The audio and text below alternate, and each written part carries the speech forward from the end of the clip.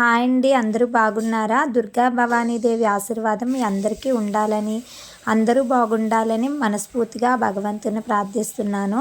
ఆ దుర్గా భవానీదేవి మనందరినీ చల్లగా చూడాలి. అయితే ఈరోజు వీడియోలో నేను ఏ విషయాలు చెప్దాం అనుకుంటున్నానంటే, ముందుగా రేపు చేసుకునే పూజా విధానం గురించి ఈరోజు వీడియోలో చెప్దాం అనుకుంటున్నాను.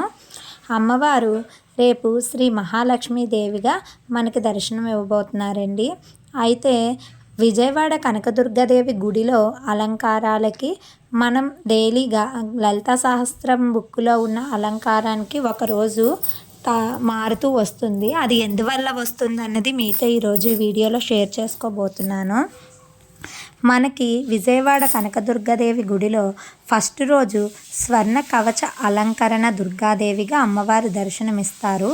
రెండవ రోజు బాలాత్రిపుర సుందరీదేవిగా మనకి కనిపిస్తూ ఉంటారు భక్తులకి. కాకపోతే కొన్ని ప్రాంతాల్లో మొదటి రోజు బాలాత్రిపుర సుందరీదేవితో మొదలై 9వ రోజు రాజరాజేశ్వరి అవతారంతో నవరాత్రులు పూర్తి అవుతాయి. కానీ విజయవాడ కొండమైన దుర్గాదేవి స్వర్ణ కవచ అలంకరణ దుర్గాదేవిగా ప్రారంభమయ్యి చివరిలో రాజరాజేశ్వరి దేవిగా మనకి దర్శనమిచ్చి నవరాత్రులు సంపూర్ణం అవుతాయండి. కాకపోతే శ్రీశైల భ్రమరాంబికాదేవి అమ్మవారి గుడిలో మొదటి రోజు శైలపుత్రిగా అమ్మవారు కనిపిస్తారు. ఇందువల్ల ప్రాంతాలు పెట్టి వారి విధి విధానాలతో పూజలు చేస్తూ ఉంటారు.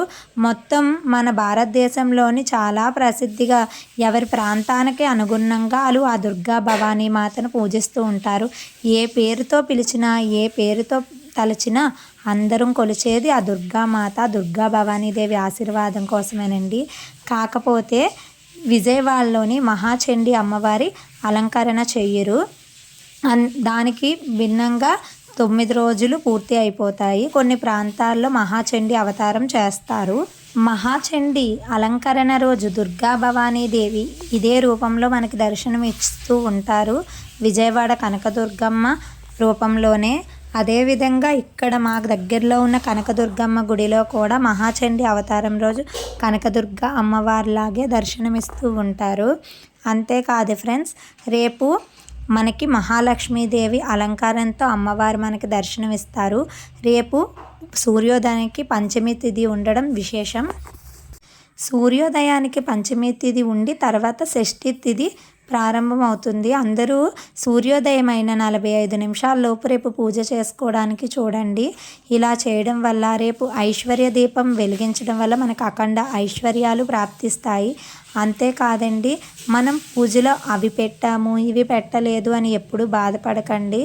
అమ్మ మనకిచ్చింది అమ్మవారికి అందులో కొంచెమైనా తిరిగిస్తే ఇంక అంతా మనకి ఐశ్వర్యమేనండి. జగాలకే అమ్మ జగన్మాత కోరిన కోరికలు తీర్చే కల్పవల్లి రేపు శ్రీ మహాలక్ష్మీదేవి అవతారంతో మనకి దర్శనం ఇవ్వబోతున్నారు. అమ్మ కోసం మనం ముందుగా ఏవేవి సిద్ధం చేసుకోవాలంటే, రేపు దేవుడి మూల వేప కొమ్మలు పెట్టకపోయినా పర్వాలేదండి. ఎందుకంటే రేపు అమ్మవారు మహాలక్ష్మీదేవిగా కనిపించబోతున్నారు. అమ్మవారి కోసం రేపు తప్పకుండా సువాసన కలిగిన పువ్వులు అంటే మల్లెలు, జాజులు ఇలాంటి సువాసన కలిగిన పూలతో అమ్మవారిని పూజించాలి. రేపు దీపారాధనలో నెయ్యితో దీపం వెలిగించి అందులో జవ్వాదు కలిపితే చాలా ఇష్టమండి. అమ్మవారి కోసం ప్రత్యేకంగా సువర్ణభరితమైన అక్షింతలు, జవ్వాది, గంధం, కుంకుమ, రోజ్ వాటర్తో అక్షింతాలు కలుపుకోండి. అమ్మవారికి చాలా ఇష్టమైంది సువాసన కలిగిన అక్షింతలు, సువాసన కలిగిన పూలు. అమ్మవారికి అత్తరును కూడా రేపు సమర్పించండి. అమ్మవారికి రేపు క్షీరాభిషేకం చేస్తే ఎంతో మంచిది. అమ్మవారు పాల సముద్రం నుండి పుట్టారు కనుక పాల సముద్రం చిలికినప్పుడు గోమాత పుట్టిందని అంటారు కదా. అదే పాలతో, ఆవు పాలతో అమ్మవారికి క్షీరాన్నాన్ని కానీ, పరవన్నం చేసే శక్తి లేని భక్తులు ఎవరైనా భక్తితో అమ్మవారికి పాలలో కొంచెం చక్కెర కలిపి సమర్పించిన అమ్మవారు ఎంతో సంతోషంగా స్వీకరిస్తారండి. భక్తికి ముఖ్యం భక్తే కానీ హంగులు కావు.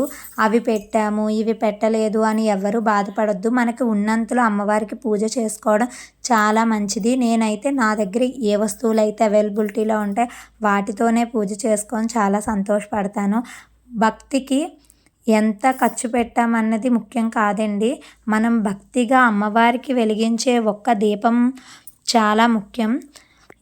పూజలో ఏవి తక్కువ వచ్చినా పర్వాలేదండి, భక్తి మాత్రమే తగ్గకూడదు. భక్తి శ్రద్ధలతో అమ్మవారిని పూజిస్తే అమ్మవారు మన యందు ఉంటుంది, మన యందు ఉండి మనల్ని నడిపిస్తుంది. మనం ఏ కష్టంలో ఉన్నా సరే అమ్మవారి ముందుకెళ్ళి అమ్మ నాకు ఈ కష్టం వచ్చిందని చెప్పుకుంటే అమ్మవారు మనకి ఏదో ఒక దారి చూపిస్తుంది. రేపు అమ్మవారు మహాలక్ష్మీదేవి కనుక అమ్మవారికి నిమ్మకాయల మాల, పూలమాల అవసరం లేదండి.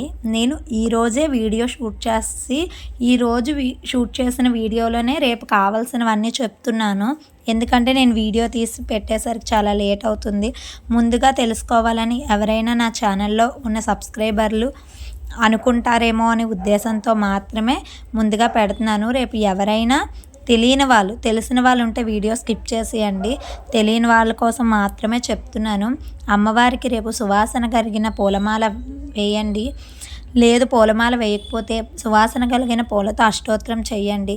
అమ్మవారికి క్షీరన్నం కానీ పాలను కానీ నివేదించవచ్చు. అమ్మవారికి ఇవే పెట్టాలని ఏం నియమం లేదు. మనం భక్తితో ఏది పెట్టినా అమ్మవారు స్వీకరిస్తారు. అసలు దుర్గాదేవిని ప్రతిష్ఠించిన దగ్గర అమ్మవార్లకి ఎప్పుడు కూడా ఎక్కువ ప్రసాదాలు చేస్తూ పెడుతూ ఉంటారు. అలాంటివి ఎప్పుడు చేయాలంటే కలశం, అఖండ దీపం పెట్టుకున్న వాళ్ళు మాత్రమే. ఇలా ఫోటోకి మనం సింపుల్గా పూజ చేసుకున్నాడు మన శక్తి కొలది కొంచెం చేసుకున్న అమ్మవారు ఎంతో సంతోషిస్తారు. మన శక్తి ఉంటే అమ్మవారికి వాయనం కింద జాకెట్ ముక్క, గాజులు, తమలపాకు ఇవన్నీ ఇచ్చుకోవచ్చు.